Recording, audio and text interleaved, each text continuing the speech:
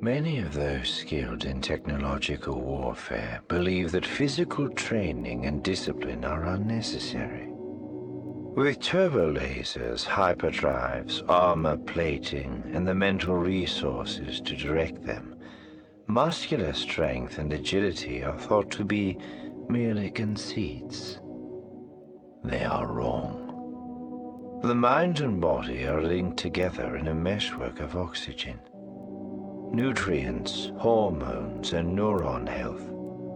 Physical exercise drives that meshwork, stimulating the brain and freeing one's intellect.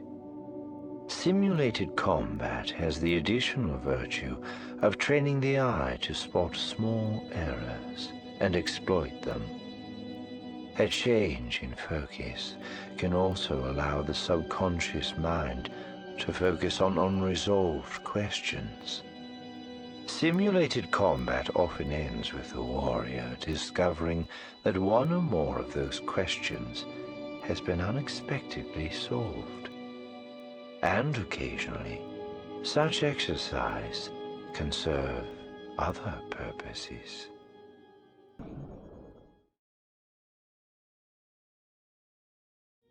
One is born with a unique set of talents and abilities. One must choose which of those talents to nurture, which to set aside for a time, which to ignore completely. Sometimes the choice is obvious. Other times, the hints and proddings are more obscure.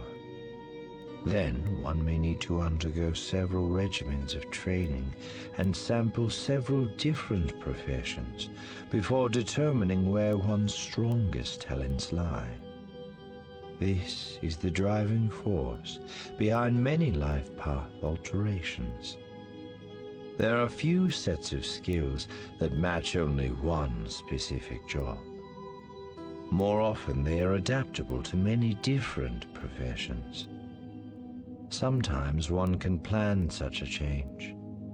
Other times the change appears without warning. In both instances, one must be alert and carefully consider all options. Not every change is a step forward.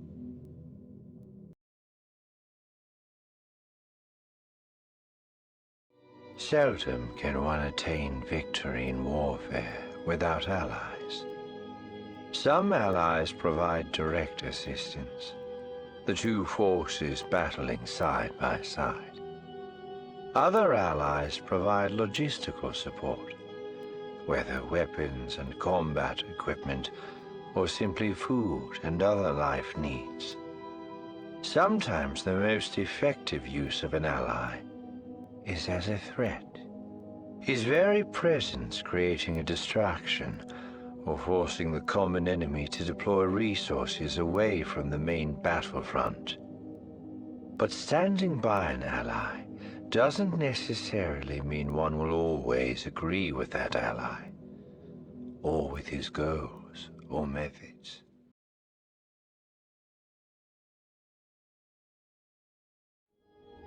A leader is responsible for those under his authority. That is the first rule of command. He is responsible for their safety, their provisions, their knowledge, and ultimately, their lives. Those whom he commands are in turn responsible for their behavior and their dedication to duty. Any who violates his trust must be disciplined for the good of the others. But such discipline is not always easy or straightforward.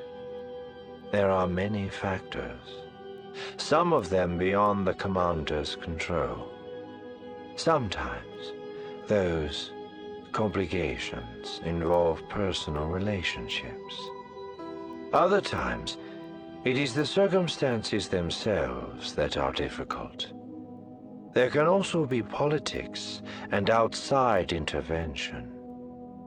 Failure to act always brings consequences. But sometimes, those consequences can be turned to one's advantage.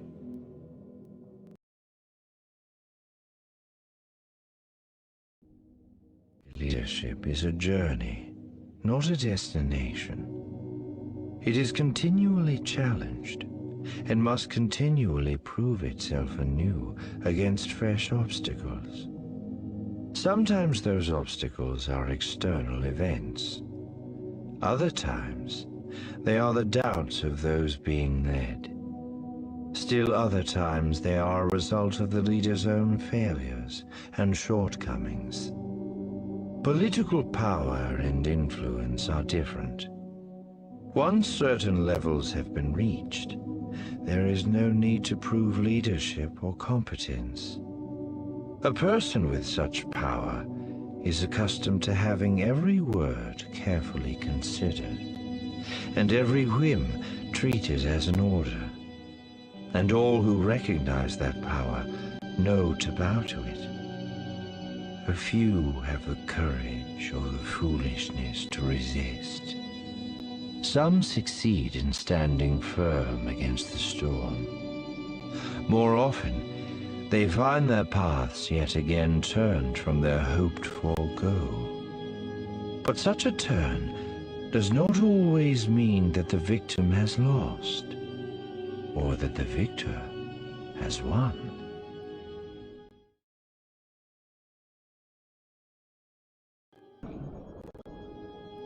No one is immune from failure. All have tasted the bitterness of defeat and disappointment. A warrior must not dwell on that failure, but must learn from it and continue on. But not all learn from their errors. That is something those who seek to dominate others know very well, and know how to exploit. If an opponent has failed once at a logic problem, his enemy will first try the same type of problem, hoping the failure will be repeated. What the manipulator sometimes forgets, and what a warrior must always remember, is that no two sets of circumstances are alike. One challenge is not like another. The would-be victim may have learned from the earlier mistake, or there may have been an unanticipated or unknown crossing of life paths.